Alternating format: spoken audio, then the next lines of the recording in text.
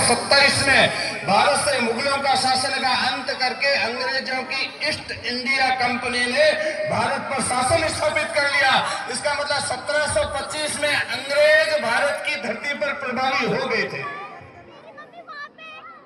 इधर से अहमद शाह अब्दाली भारत पर 8 बार आक्रमण किए।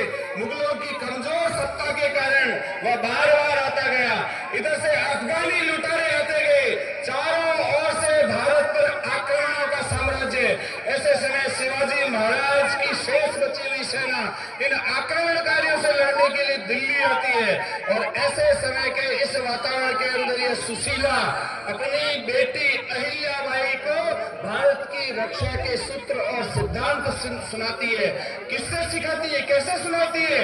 केवल एक कहानी सुना करके। इस अहिल्याबाई की आदत थी, जब तक कहानी नहीं सुनती थी तब तक सोते नहीं थी। जैसे आजकल आपके बच्चे जब तक YouTube नहीं देखते तब तक दूध नहीं पीते, जब तक वो रील नहीं देखते तब तक खाना नहीं खाते। उनको माँ की जरूरत नहीं है, लेकिन उनको YouTube की जरूरत है, उनको Facebook की जरूरत है। ऐसे ही वो अहिल्याबाई जब तक अपनी माँ की गोद में लेट करके एक कहानी नहीं सुनती, जब तक वो दादी की गोद में लेट करके एक कहानी नहीं सुनती, तब तक सोती नहीं थी। आज आप भी देख लो आपके वीर पराक्रमी पुत्र कैसे होने वाले हैं। तो अहिल्याबाई जैसे तो नहीं होंगे, ध्यान रख लेना, क्योंकि उनकी माँ तो YouTube और Facebook और Instagram में, आप तो हो नहीं। जिस दिन आप अपने माँ के स्वरूप में आ जाओगे आपको कोई अगला नहीं कहेगा। बाकी सारी घटनाओं में आया कि कैसे उनका विवाह हो गया। जब वो 8 वर्ष की थी तब उनका विवाह हो गया 10 वर्ष के मल्हारराव के बेटे खंडेराव के साथ।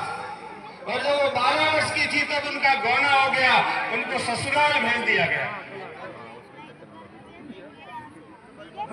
इस अहिल्याबाई होलकर का चयन एक सामान्य सैनिक परिवार की बेटी का चयन एक सरदार मल्हारराव होलकर कैसे करता है?